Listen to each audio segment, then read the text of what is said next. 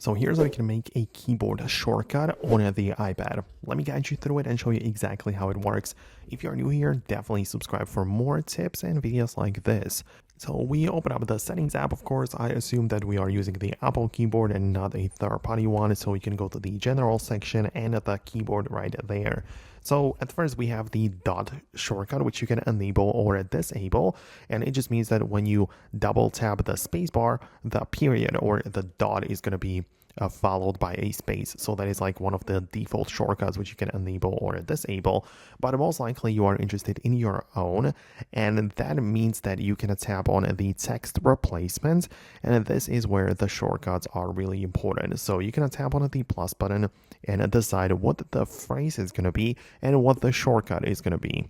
So for example, if you write a lot of times like the same phrase, for example, best regards and your name or whatever at the end of the emails, you can shorten it down with a shortcut like that. So you can, for example, decide that the 3 letters BRF is going to be best regards Foxtecc, right? So that's the thing which you can set up, and every time you type in those 3 letters, it's going to turn it into that shortcut because it's the text replacement.